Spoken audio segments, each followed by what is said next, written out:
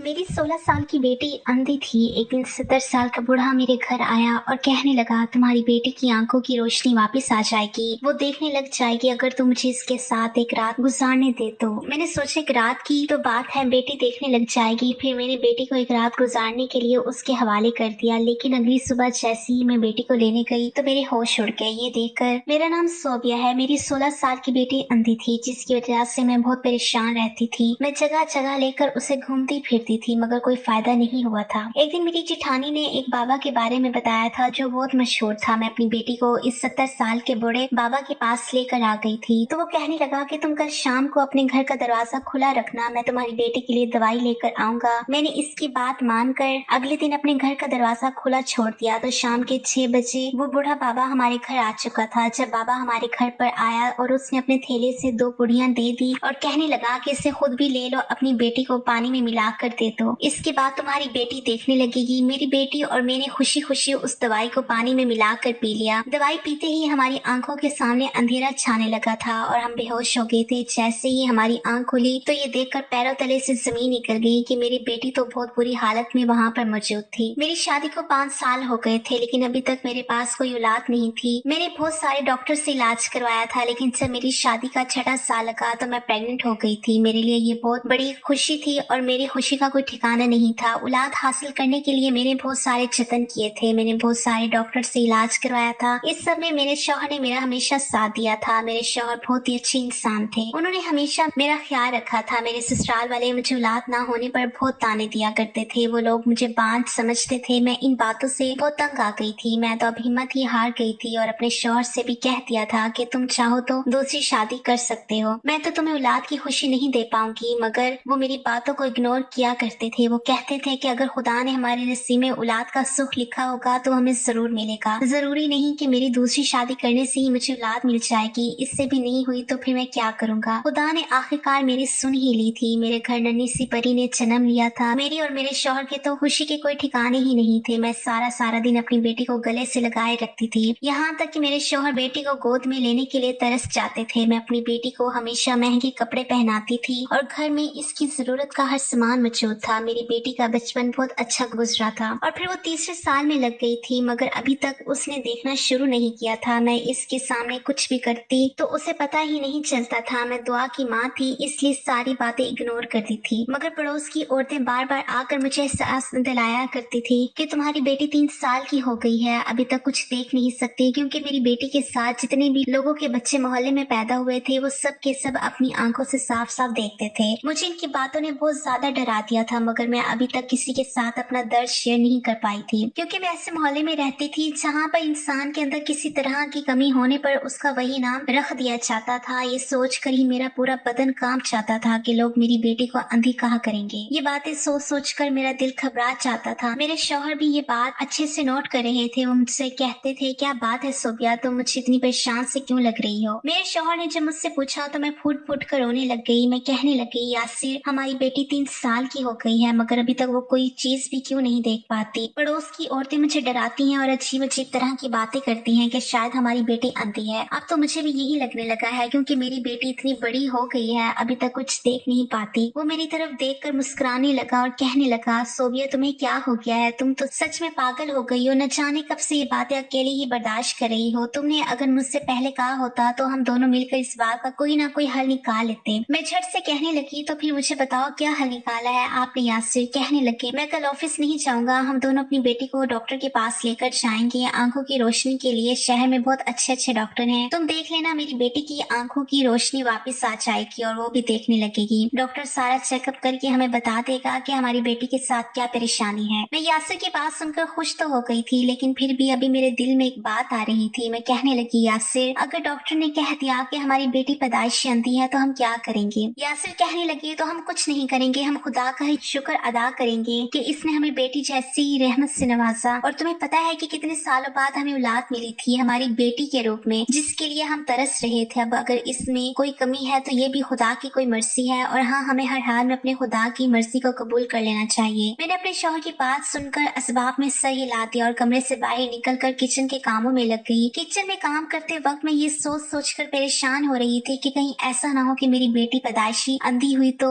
ये सोच सोच कर मेरा दिमाग फटा जा रहा था। सारा दिन मैंने कुछ खाया भी नहीं था। टेंशन की वजह से मुझे कुछ अच्छा नहीं लग रहा था और रात को ढंग से नींद भी नहीं आ पा रही थी। मुझे अपनी बेटी बहुत प्यारी थी। मुझे अपनी बेटी की आने वाली जिंदगी की हमेशा फिक्र रहती थी कि अगर वो ऐसे ही अंधी रही तो आने वाले टाइम में इसकी शादी कैसे होगी, कौन इसे अपनाएगा। और तहज्जुद में उठकर खुदा से गिड़गिड़ा कर दुआएं करती रही कि मेरी बेटी अपनी आंखों से देखने लगे और इसके साथ कोई बड़ी परेशानी ना हो। सुबह जब मैं उठी तो मेरे सर में बहुत तेज दर्द हो रहा था। रो रो कर मेरी आंखें भी सो चुकी थी। हॉस्पिटल जाना मुझे ऐसा लग रहा था जैसे मुझे किसी बहुत बड़ी मुसीबत के पास लेकर जाया जा रहा है। मुझे सुबह के 11 बज रहे थे। मेरे शौहर ने कहा, मैं शहर के सबसे बड़े डॉक्टर से अपनी बेटी के लिए सारी इंफॉर्मेशन लेकर आ गया हूँ, तुम जल्दी से तैयार हो जाओ और दुआ को भी तैयार कर लो, हम डॉक्टर के पास जा रहे हैं। मेरी बेटी बहुत अच्छी थी, इसने कभी भी मुझे तंग नहीं किया था। मैं इसे जैसा कहती वो वैसे ही कर लिया करती थी। मैंने अपनी बेटी को प्यारी सी फ्रॉक पहनाई जिसे पहनकर वो बहुत प्यारी लग रही थी और मैं भी तैयार हो गई। इसके बाद हम डॉक्टर के पास चले गए। डॉक्टर ने मेरी बेटी की आंखों का पूरा चेकअप कर लिया था। चेकअप करने के बाद वो कहने लगा, आपकी बेटी के साथ कोई परेशानी नहीं है। जैसे जैसे आपकी बेटी की उम्र बढ़ती चली जाएगी वैसे वैसे इसकी आंखों की रोशनी भी आ जाएगी। आप फिक्र मत कीजिए, आपकी बेटी की भी आंखों की रोशनी वापस आ जाएगी। बस आपको अपनी बेटी का ख्याल रखना होगा। मैं अभी के लिए थोड़ी सी दवाइयाँ दे रहा हूँ, आपकी बेटी की आंखों की रोशनी धीरे धीरे साफ होने लगेगी। इसके अलावा हमारे पास काफी सारी सहूलतें भी मौजूद हैं। आप चाहें तो अपनी बेटी को हमारे क्लिनिक भेजकर इसकी ट्रेनिंग करवा सकते हैं। हर हफ्ते अपनी बेटी को हमारे क्लिनिक पर ले आइएगा, आपकी बेटी धीरे धीरे देखने लगेगी। डॉक्टर की बात सुनकर मुझे ऐसा लगा था जैसे किसी ने मेरे कंधों से बहुत भारी बोझ उतार दिया हो। मैं बहुत खुश हो गई थी और मुझे उम्मीद की किरण नजर आने लगी थी। इसलिए अपने शौहर से कहने लगी कि आप हमें शॉपिंग मॉल लेते चलिए, मुझे दुआ के लिए अच्छे अच्छे कपड़े खरीदने हैं। और दुआ की मैंने खूब सारी शॉपिंग की। जब से दुआ पैदा हुई थी मैंने खुद पर ध्यान देना ही बंद कर दिया था। मुझे ना तो पहनने का होश था और ना ही ओढ़ने का। मैं खुद पर बहुत कम ध्यान दिया करती थी। बस मुझे हमेशा अपने शौहर और बेटी की ही खुशियों की फिक्र लगी रहती थी। फिलहाल अब तो मैं खुश रहने लगी थी क्योंकि डॉक्टर ने मेरी टेंशन थोड़ी कम कर दी थी। इसी तरह से वक्त गुजरता चला गया। हमने इस डॉक्टर की बात में आकर बहुत पैसा खर्च किया। जिस तरह से चेकअप करने को वो कहता हम हमेशा वैसे ही कर लिया करते थे, यही सोच कर कि शायद हमारी बेटी देख सके। लेकिन धीरे धीरे मेरी बेटी अब 9 साल की हो चुकी थी और उसने अभी तक कुछ भी देखना शुरू नहीं किया था। मैंने यासिर से कहा, अब हम इस डॉक्टर के पास अपनी बेटी को बिल्कुल भी नहीं लेकर जाएंगे, हम अपनी बेटी को किसी और अच्छे डॉक्टर को दिखाएंगे। फिर ऐसा हुआ कि हमने शहर का कोई डॉक्टर नहीं छोड़ा, यहाँ तक कि कोई हमें दूसरे शहर के डॉक्टर की भी राय देता तो हम अपनी बेटी को वहीं लेकर चले जाते थे। लेकिन हर जगह हमें मायूसी के अलावा कुछ भी हाथ नहीं लगता था। इसके बाद हमारे किसी रिश्तेदार ने हमें कहा कि आप डॉक्टर को छोड़कर किसी होम्योपैथिक डॉक्टर को दिखाएं। किसी दूसरे बच्चे ने भी इसी तरह से देखना शुरू किया था, वो डॉक्टर बहुत अच्छा है, तुम देखना तुम्हारी बेटी भी देखने लगेगी। अब मुझे एक नया रास्ता दिखाई दे गया था और मैं इसी रास्ते की तरफ चलने लगी थी। कई साल हमारे इसी तरह से बर्बाद हो गए थे और फिर हम उन लोगों पर अपना पैसा बर्बाद करने लगे थे और ऐसे ही करते करते मेरी बेटी 14 साल की हो गई थी, मगर अभी तक इसे कुछ दिखाई नहीं देता था। मेरे शौहर की जितनी भी तनख्वाह होती थी वो सारी हम दुआ के इलाज पर खर्च कर दिया करते थे, इसलिए हम अपने बुढ़ापे के लिए कुछ पैसे महफूज भी नहीं कर पाए थे। मेरी बेटी अब धीरे धीरे जवान हो रही थी और वो इतनी खूबसूरत हो रही थी कि मैं इसे दिल भर के देखने से भी डरती थी कि कहीं मेरी बेटी को मेरी ही नजर ना लग जाए। हमारे आस पड़ोस के लोग भी मेरी बेटी की खूबसूरती की तारीफ किया करते थे और सब लोग यही कहा करते थे कि सोबिया की बेटी दुआ बहुत खूबसूरत है, अगर ये बेचारी देखती भी होती तो इसके घर पर अभी से ही इसके रिश्ते आने शुरू हो जाते। लोगों की ये बातें सुनकर मेरा दिल चलता रहता था। मेरी उम्र इतनी नहीं थी लेकिन ज्यादा टेंशन लेने की वजह से मेरे चेहरे पर झुर्रियां आने लगी थी और मैं बुरी लगने लगी थी। एक दिन हमारे साथ एक बड़ा अजीब हादसा हुआ था। एक दिन हम अपनी बेटी को लेकर एक हकीम के पास गए थे। उन्होंने मेरी बेटी को कुछ खाने के लिए दिया और कहने लगे कि कुछ दिनों के बाद ही तुम्हारी बेटी देखने लगेगी। हमने उनको उनकी फीस दी और वापस आने के लिए खड़े हो गए थे और बाहर निकले तो एक अजीब सा हादसा हो गया था। हमारे सामने ही एक 22 साल का लड़का अपनी बाइक पर जा रहा था। एक तेज रफ्तार कार उसे टक्कर मारकर आगे बढ़ गई। वो जवान लड़का जमीन पर गिर गया था और उसके सर से बुरी तरह से खून बह रहा था। यासिर भागकर उस लड़के के पास गए। उन्होंने आसपास खड़े कई लोगों को मदद के लिए बुलाया लेकिन इसकी मदद करने के लिए कोई भी आगे नहीं बढ़ रहा था। बड़ी मुश्किल से एक टैक्सी वाला उस लड़के को अस्पताल लेकर जाने के लिए राजी हुआ। हम उसे अस्पताल लेकर गए तो डॉक्टर ने अपना इलाज करना शुरू कर दिया था। फिर मैं अपनी बेटी को लेकर घर आ गई थी, जबकि यासिर रात भर इस लड़के के साथ अस्पताल में ही रहे थे। जब वो वापस आए तो उन्होंने बताया कि इस लड़के की हालत काफी सीरियस थी और वो कोमा में चला गया था और उस लड़के के पास ऐसी कोई भी चीज मौजूद नहीं थी जिससे इसकी पहचान की जा सकती हो। मैंने उस लड़के के लिए बहुत सारी दुआएं की थी, न जाने वो लड़का किस माँ का बेटा था और इसकी माँ इसके लिए कितना परेशान हो रही होगी। कुछ दिन मेरे शौहर इसी तरह अस्पताल जाते रहे और इस लड़के का इलाज चलता रहा। जब वो कुछ ठीक हुआ तो मेरे शौहर इसे हमारे घर पर लेकर आ गए थे। उस लड़के के सर पर पट्टी बंधी हुई थी। मैंने अपने शौहर की तरफ घूरते हुए देखा तो वो उस लड़के को गेस्ट रूम में छोड़कर आए और कहने लगे, सोबिया, ये लड़का होश में तो आ गया है लेकिन अपनी याददाश्त तो खो चुका है। डॉक्टर ने कह दिया है कि हम इसको डिस्चार्ज कर देते हैं और धीरे धीरे इसका ट्रीटमेंट चलता रहेगा तो इसकी याददाश्त भी वापस आ जाएगी। तब तक मुझे इसे यहाँ लाने के अलावा और कोई रास्ता नजर नहीं आ रहा था। ये कहाँ जाता, जबकि अभी तक इसकी फैमिली से भी कोई नहीं आया था। किसी ने शायद इसे ढूंढने की भी कोशिश नहीं की थी। मुझे इस लड़के की बहुत फिक्र सता रही थी, इसलिए मैं इसको साथ लेकर आ गया। इस लड़के को अपना नाम तो याद आ गया है, इसने अपना नाम वहाब बताया है। मेरे शौहर बहुत परेशान लग रहे थे, फिर भी मैंने इनकी तरफ देखते हुए कहा, यासिर, आपको नहीं पता कि हमारी बेटी जवान है। तो वो कहने लगे कि अभी ये लड़का बीमार है, जब तक ये ठीक हो जाएगा तब तक मैं इसके लिए कोई ना कोई ठिकाना ढूंढ ही लूंगा। मैंने असबाब में सर हिला दिया था। मुझे भी इस लड़के की हालत देखकर इस पर तरस आता था, इसलिए मैं भी इसका ख्याल रखने लगी थी। वो बहुत प्यारा लड़का था और मैं उसको देखकर सोचती थी कि अगर खुदा मुझे को रुला देता और वो बेटा होता तो आज मेरी फैमिली पूरी हो जाती। शायद मेरा बेटा इसके जैसे ही होता। मैं जब भी इसका कोई काम किया करती तो मुस्कुराकर मुझे शुक्रिया बोलता था। जहाँ तक मेरी बेटी की बात है तो वो लड़का मेरी बेटी को आंख उठाकर नहीं देखता था। मुझे इसकी शराफत ने बहुत मुतासिर किया था। इसी तरह एक महीना गुजर चुका था और वो लड़का धीरे धीरे चलने भी लगा था। एक दिन मैं अपने कमरे में टीवी देख रही थी और मेरी बेटी उस टाइम पर सो रही थी तो वो लड़का मेरे कमरे में आ गया था और मुझसे कहने लगा,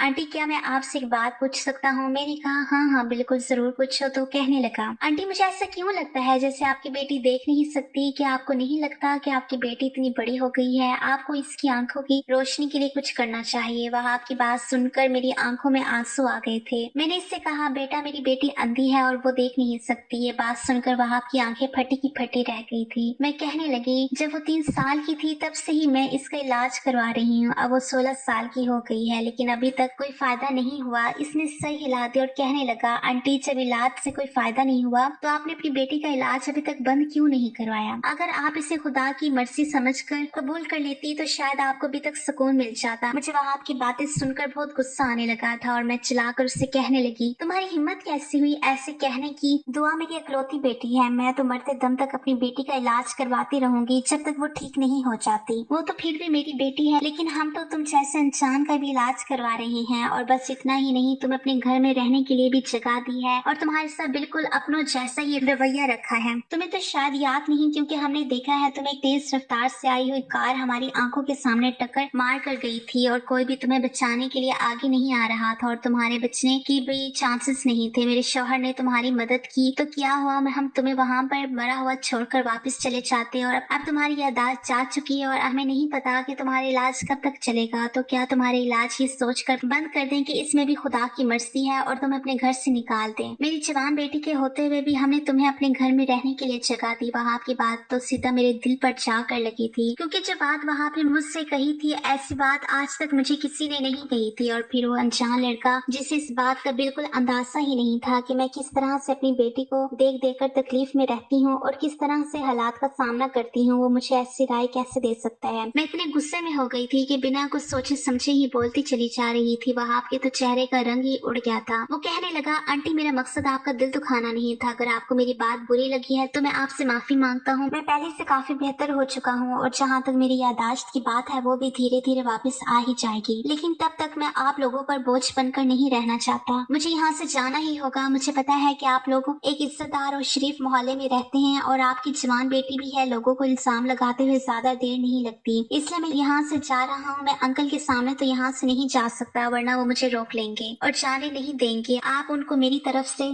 थैंक यू बोल देना। जिंदगी रही तो आप लोगों से भी मुलाकात होगी और आप लोगों के साथ रहकर मुझे बहुत अच्छा लगा। इतना कहकर वहाब मेरे पास से उठकर चला गया था। मैं अभी तक गुस्से में ही बैठी हुई थी कि वहाब ने आखिर मुझसे ऐसा क्यों कहा था कि मुझे अपनी बेटी की मजबूरी खुदा की मर्जी समझकर कबूल कर लेनी चाहिए। इसने मुझे दिलासा क्यों नहीं दिया और ये क्यों नहीं कहा कि आंटी, आपकी बेटी एक ना एक दिन ठीक हो जाएगी। और हैरान हूँ मैं आप जैसी माँ पर जिसने अभी तक हिम्मत नहीं हारी। आप ऐसी माँ हो जिसने अपनी भी परवाह नहीं की और अपनी बेटी के इलाज में किसी तरह की कोई कमी नहीं की। मैं ये सारी बातें सोचती चली जा रही थी और रोती चली जा रही थी। मेरी बेटी थोड़ी देर के बाद सोकर उठ गई थी और वो कुछ परेशान सी लग रही थी। मैंने पूछा क्या हुआ है तो वो कहने लगी, माँ, ऐसा लग रहा है वहाब घर में मौजूद नहीं है। माँ, आखिर वहाब कहाँ पर चले गए, और अगर वो घर में ही है तो फिर मुझसे बात क्यों नहीं करते। मैंने दुआ से कहा बेटा तुम आराम करो, वो यही कहीं होगा। मैंने इसकी बात को इग्नोर किया और अपने काम में लग गई। मेरी बेटी फिर मुझसे बार बार वहाब के बारे में पूछने लगी तो मैंने उससे कह दिया बेटा वो ठीक हो गया था इसलिए अपने घर वापस चला गया, अब वो हमारे घर कभी नहीं आएगा। मैंने महसूस किया था कि मेरी बेटी एकदम से ही उदास हो गई थी।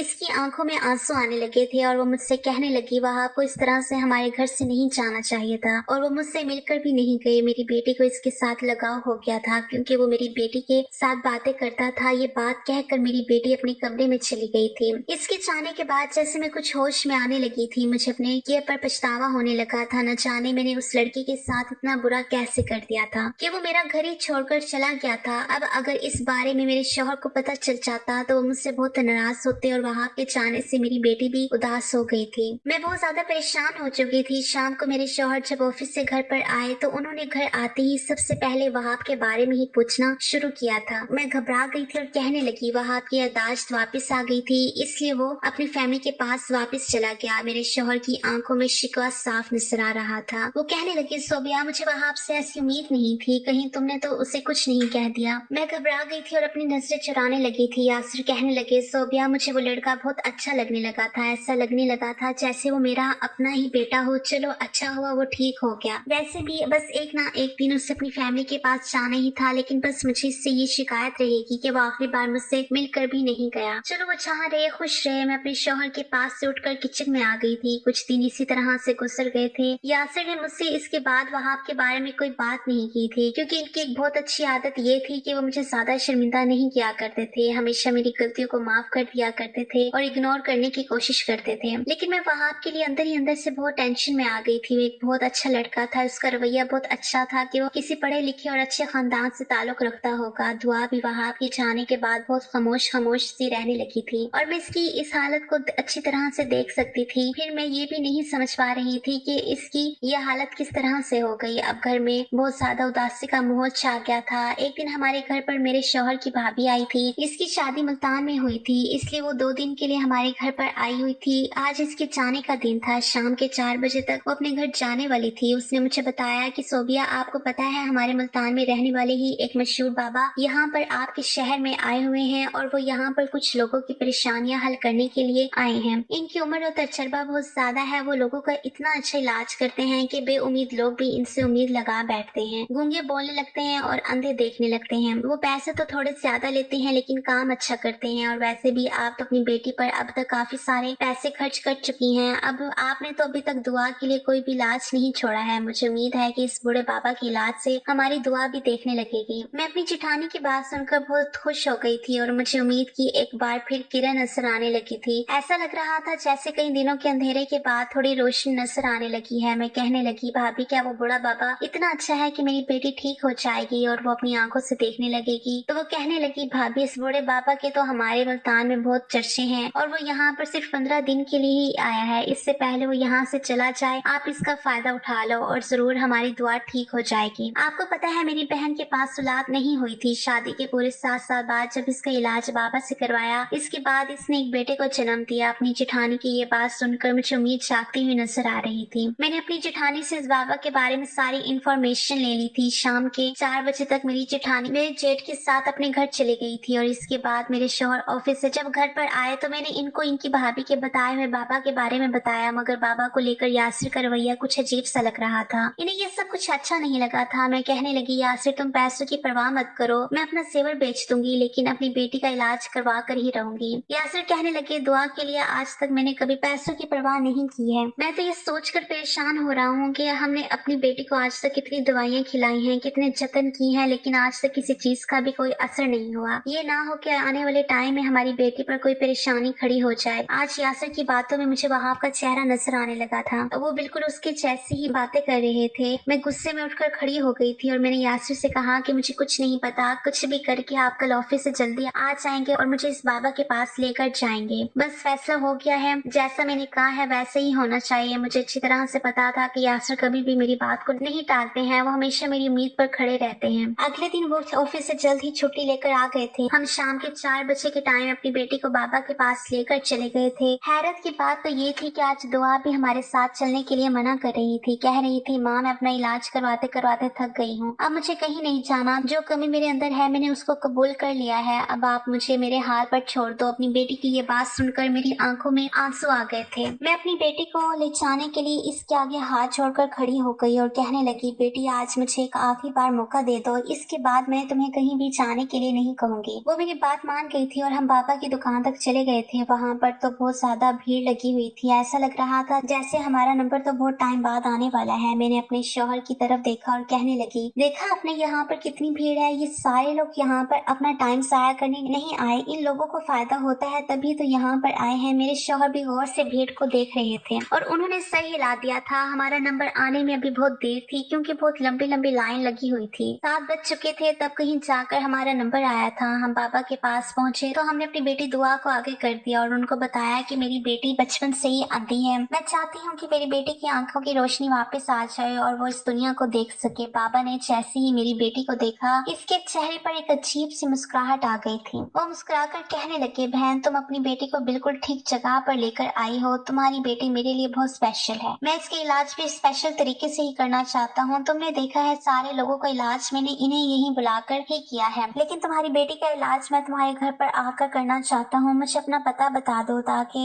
मैं वहाँ आकर इस लड़की का इलाज कर सकूँ। मेरे शौहर ने एक पर्ची पर उनको हमारे घर का पता लिख कर दे दिया। बाबा मेरी तरफ देखकर कहने लगे, देखना बहन तुम्हारी बेटी की आंखों की रोशनी जल्द ही वापस आ जाएगी। इसके बाद तुम्हें सबको मेरे बारे में बताना है ताकि ज्यादा से ज्यादा लोग मेरे पास आ सके और सेहतमंद हो सके। तुम कल को अपने घर के दरवाजे खुले रखना, मैं तुम्हारे घर पर पहुंच जाऊंगा। मैं बड़ी खुशी खुशी वहाँ से वापस आ गई थी, लेकिन मेरे शौहर वो कुछ उदास से नजर आ रहे थे। मुझसे कहने लगे, सोबिया मुझे बाबा कुछ ठीक नहीं लग रहा, मुझे तो वो शक्ल से ही ढोंगी लगता है। मैंने उनको डांट दी और कहने लगी, यासिर आप भी हद करते हैं, आखिर आपने इनकी ऐसी कौन सी हरकत देख ली जो आपको अभी से ही ढोंगी नजर आने लगा है। आप तो पहले से ही इन पर यकीन नहीं कर रहे थे, अब अगर ऐसा ही रहा तो हमारी बेटी का इलाज कैसे होगा। यासिर ने कहा, चलो ठीक है, तुम्हारा जैसा दिल चाहे वैसा करो। मैंने यासिर को सख्ती से मना कर दिया था कि आप आस पड़ोस में भी किसी को इस बारे में मत बताना कि हमारे घर पर बाबा आने वाले हैं और हमारी बेटी का घर आकर इलाज करेंगे। इस तरह से अगर लोगों को पता चलेगा तो फिर लोग हमारे घर पर आ जाएंगे और मेरी बेटी का इलाज ठीक तरह से नहीं हो पाएगा। यासिर मेरी बात को अच्छी तरह से समझ गए थे और मैं बहुत ज्यादा खुश थी कि चलो मेरी बेटी अब बिल्कुल ठीक होने वाली है। मैंने अपनी बेटी से कहा, तुम बिल्कुल ठीक हो जाओगी तो हम दोनों माँ बेटी बाहर घूमने चला करेंगे और मैं तुम्हें खूब सारी शॉपिंग कर पाऊंगी। वो मेरी बात सुनकर हंसने लगी और कहने लगी, माँ मैं भी सब कुछ देखना चाहती हूँ, आखिर ये दुनिया कैसी है। मैंने अपनी बेटी को तसल्ली दी और कहा कि तुम बिल्कुल ठीक हो जाओगी। मेरी बेटी भी यही चाहती थी कि वो ठीक हो और अपनी आंखों से सब कुछ देख सके। फिलहाल मैंने अपने शौहर से कह दिया था कि वो नाश्ते का सामान लेकर आ जाए। मैं चाहती हूँ कि बाबा हमारे घर से ही खाना खा कर जाए। यार से सामान लेकर आ गए थे तो अब हमें सिर्फ बाबा के आने का इंतजार था। मैंने अपने घर के दरवाजे खुले ही छोड़ दिए थे। ठीक शाम के 6 बजे बाबा और इनके साथ एक आदमी आया था, शायद इनका ही चेला था। मैं बाबा जी को गेस्ट रूम में ले गई थी। मैंने बाबा से कहा, बाबा जी आप पहले खाना खा लें। वो मुस्कुराने लगे और कहने लगे, नहीं पहले मैं आपकी बेटी का इलाज शुरू करूंगा, इसके बाद सब लोग मिलकर खाना खाएंगे। तुम्हारा शौहर कहाँ है, इसे भी इसी कमरे में बुला लो। मैं यासिर को भी कमरे में लेकर आ गई थी। उन्होंने दुआ को अपने सामने बिठा लिया था, फिर अपने थैले से 2 कागज की पुड़िया निकाली और फिर मुझसे कहने लगे, जाओ 2 गिलास सादा पानी लेकर आओ। मैं जल्दी से 2 गिलास पानी लेकर आ गई। बाबा ने वो पुड़िया दोनों गिलास में डाल दी थी और फिर कहने लगे, ये पानी अब तुम दोनों मियाँ बीवी पी लो। पानी पीकर तुम दोनों को अपनी बेटी की आंखों पर फूंक मार देनी है। मैंने तो वो पानी एक ही बार में पी लिया था, लेकिन मेरे शौहर तो एक घूंट पीते ही कहने लगे, इसका जायका बहुत खराब है। बाबा कहने लगे, ये क्या बात हुई, मैं तुम लोगों की बेटी का इलाज करने यहाँ पर आया हूँ और तुम इसको पीने में नखरे दिखा रहे हो। बहुत से लोग तो ये पानी क्या न जाने क्या क्या पी जाते हैं अपने बच्चों की खुशी के लिए। मैंने यासिर को आंखें दिखाई और कहने लगी, जल्दी से पी लो। वो बेचारे मजबूर हो गए और गिलास को मुंह से लगाकर सारा पानी पी गए। थोड़ी देर ही गुजरी थी कि मेरा सर अचानक भारी होने लगा और मुझे चक्कर आने लगे और मैंने पलट कर अपने शौहर की तरफ देखा तो उनको भी चक्कर आ रहे थे और उनका सर भारी होने लगा था, लेकिन वो बाबा हमें देखकर हंस रहा था। बाबा ने मेरी बेटी का हाथ दबोच लिया था और उसको पकड़कर खड़ा हो गया था, इससे अपनी तरफ खींचने की कोशिश कर रहा था और मेरी बेटी अम्मी अब्बू बचाओ कहकर जोर जोर से चिल्ला रही थी और वो अपना हाथ छुड़ाने की कोशिश कर रही थी। इससे भागने की भी कोशिश की मगर बाबा के चेले ने इसका हाथ पकड़ लिया। मेरी बंद होती हुई आंखों से मुझे बाबा में एक हैवान नजर आ रहा था और फिर मैं पूरी तरह से बेहोश हो चुकी थी और मेरी आंखों के सामने अंधेरा छा गया था, मगर मुझे यह एहसास हो रहा था कि मेरी बेटी बहुत बड़ी मुसीबत में है। मेरे कानों में लगातार मेरी बेटी के चीखने की आवाजें आ रही थी, लेकिन लेकिन मैं कुछ भी नहीं कर पा रही थी। न जाने कितने टाइम तक मैं और मेरे शौहर बेहोश रहे। जब मुझे होश आया तो मैं घबरा कर उठ बैठी और चिल्ला चिल्ला कर अपनी बेटी को आवाज लगाने लगी। मेरी बेटी हाथों से महसूस करती हुई चलकर मेरे करीब आई तो मैंने उसको गले से लगा लिया। इसकी हालत बहुत खराब हो रही थी। बेटी की हालत देखकर तो मेरा बदन पूरी तरह से कांप रहा था। डर की वजह से मेरी बेटी कुछ बोल भी नहीं पा रही थी, बस रोए जा रही थी। मेरी बेटी के कपड़े भी फटे हुए थे और वो बहुत रो रही थी। मैंने जल्दी से यासर को उठाया और इधर उधर बाबा को ढूंढने की कोशिश करने लगी, लेकिन जब मैं कमरे से निकल कर बाहर आई तो मैंने देखा कि हाल में ही बाबा और उसका चेला कुर्सी से बंधे पड़े थे। मैंने अपनी बेटी की तरफ देखा और पूछा, क्या हुआ बेटा? यासिर भी होश में आ चुके थे। थोड़ी देर बाद ही हमारे कमरे के अंदर पुलिस भी आ गई थी। काफी सारे पुलिस इंस्पेक्टर हमारे घर में आ चुके थे। उन्होंने बाबा और उसके चेले को पकड़ लिया और अपने साथ लेकर चले गए थे। इनके पीछे वहाब भी खड़ा हुआ था। मैं वहाब की तरफ देखकर पूरी तरह से डर कर रह गई थी। मैं कहने लगी, वहाब तुम यहाँ पर कैसे आ गए? यहाँ क्या हुआ था? वो कहने लगा, आंटी जब मैं कल आपके घर आया था तब आप लोग कहीं जा रहे थे। मैंने अपनी बाइक से आपका पीछा करने की कोशिश की और मैं आपका पीछा करते करते इस तांत्रिक बाबा की दुकान तक चला गया था। मैं वहाँ पर बाहर खड़ा हुआ आप लोगों का इंतजार कर रहा था। आप लोगों की नजर मुझ पर नहीं पड़ी थी, लेकिन फिर अचानक मेरे घर से कॉल आ गई, इसलिए मैं अपने घर को वापस लौट गया था। हाँ, पर मैंने आप लोगों की बातें सुन ली थी कि आप लोगों के घर कल बाबा आएगा और दुआ का इलाज शुरू करेगा। मैं अपने घर वापस चला गया था। मुझे आप लोगों की अच्छाई ने बहुत मुतासिर कर दिया था। मैंने ठान लिया था कि मैं आपके घर वापस आ जाऊंगा, क्योंकि ये तांत्रिक बाबा कोई अच्छा इंसान नहीं था। ये एक ढोंगी बाबा था जो लोगों को लूटता था और जवान लड़कियों की इज्जत खराब करता था। एक दिन मुझे पता चला था कि इस झूठे तांत्रिक बाबा को मुल्तान से भी फ्रॉड की वजह से निकाल दिया गया था। इसलिए मैंने प्लानिंग की हुई थी कि अगर ये बाबा आपके घर पर कोई गड़बड़ी करेगा तो मैं फौरन इसको पुलिस के हवाले करवा दूंगा। इसलिए मैं दीवार से कूदकर आपके घर के अंदर आ गया था। ये बाबा आप लोगों के साथ जो भी कर रहा था वो सब कुछ मैं देख रहा था। जब उस बाबा ने आप लोगों को बेहोश कर दिया था तो मैं भी तभी पुलिस को कॉल कर चुका था। आपके बेहोश हो जाने के बाद ये दोनों दुआ के साथ जबरदस्ती कर रहे थे। मैंने अपने एक दोस्त के साथ मिलकर इस तांत्रिक बाबा और इसके चेले को पकड़कर कुर्सी से बांध दिया था। खुदा ने हमारी दुआ को बचा लिया था और मैं दुआ को समझा रहा था कि इसे डरने की कोई जरूरत नहीं है। मैंने आप लोगों को होश में लाने की बहुत कोशिश की, लेकिन आप लोग होश में नहीं आ सके। जब थोड़ी देर के बाद आप लोग होश में आ गए तो पुलिस भी आ गई और इन दोनों को पकड़ कर ले गई। मैं वहाब की बातें सुनकर फूट फूट कर रोने लगी थी। मैं कहने लगी, वहाब मुझे माफ कर दो, खुदा तुम्हारा भला करे, तुमने आज हमारी इज्जत को बचा लिया है और मेरी बेटी की जान भी बच गई। वहाब कहने लगा, आंटी आपको उस दिन मेरी बात बहुत बुरी लग गई थी, मगर सच तो यही है कि खुदा ने कुछ सोच समझ कर ही दुआ की आंखों की रोशनी नहीं दी। आप खुदा की मर्जी को ही अपनी मर्जी बना लीजिए और इसकी मर्जी के आगे आपको हथियार डाल देने चाहिए। आपको हर किसी ने लूटा है, मगर क्या फायदा हुआ? अभी तक दुआ देखने तो नहीं लगी ना। मैं रोते हुए वहाब से कहने लगी, तुम्हारी जैसी बात आज तक मुझे किसी ने नहीं कही थी। बस लोग मुझे डॉक्टर बाबा का बताते थे और मैं लोगों की बातों में आती रहती थी। जो जैसा कहता वैसे ही कर लिया करती थी, क्योंकि बेटा मैं एक माँ हूँ और एक माँ अपनी औलाद की खुशी के लिए सब कुछ कर सकती है। लेकिन किसी ने मुझे ये नहीं बताया था कि खुदा की मर्जी में ही हमें भी राजी रहना चाहिए। तो मुझे माफ कर दो। मैंने वहाब के सामने हाथ जोड़ लिए थे। इसने जल्दी से मेरे हाथ पकड़ लिए और कहने लगा कि नहीं नहीं आंटी, आप ऐसा मत करें, आप तो मेरी माँ है। मैंने खुदा से भी माफी मांग ली थी। मेरे शौहर भी वहाब से मिलकर बहुत खुश हो गए थे। फिर वहाब ने अपने बारे में बताया कि किस तरह से इसकी यादाश्त वापस आ गई थी। उसने बताया कि जब वो हमारे घर से चला गया था तो उसको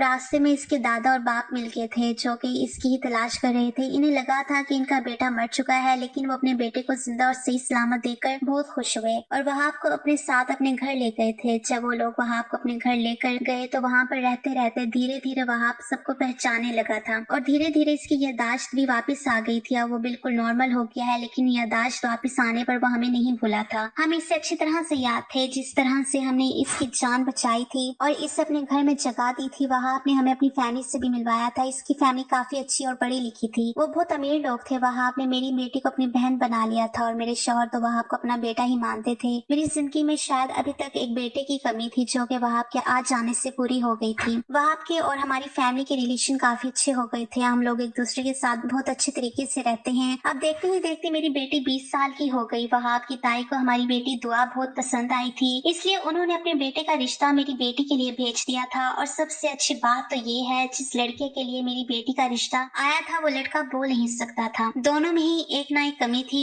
इसलिए वो दोनों एक दूसरे की कदर करने लगे थे। मैंने अपनी बेटी की शादी वहाब की ताई के बेटे के साथ कर दी थी। मेरी बेटी अपने ससुराल में बहुत खुश रहती थी, क्योंकि वहाँ पर उसका ख्याल रखने वाले बहुत सारे लोग हैं। शायद मेरी बेटी की किस्मत में ऐसा ही लिखा था। इस लड़के में भी एक कमी थी और मेरी बेटी में भी एक कमी थी, जिस वजह से उन दोनों का नसीब एक साथ जुड़ा हुआ था और इसलिए वो दोनों कभी एक दूसरे को किसी बात पर भी कम नहीं समझ सकते थे, क्योंकि दोनों ही किसी न किसी बात का शिकार थे। फिलहाल दोनों बच्चों की जिंदगी अच्छी गुजर रही है और जिससे मेरी बेटी की शादी हुई है, मैं अपनी बेटी की तरफ से बेफिक्र हो गई हूँ, क्योंकि मेरी बेटी को बहुत अच्छा ससुराल मिला है। दोस्तों, उम्मीद करती हूँ आपको हमारी कहानी पसंद आई होगी। कहानी पसंद आई है तो वीडियो को लाइक करें, चैनल पर नए आए हैं तो चैनल को सब्सक्राइब करें और हाँ, नोटिफिकेशन बेल को जरूर दबाएं ताकि अगली अपडेट सबसे पहले आपको मिले। शुक्रिया, अल्लाह हाफिज।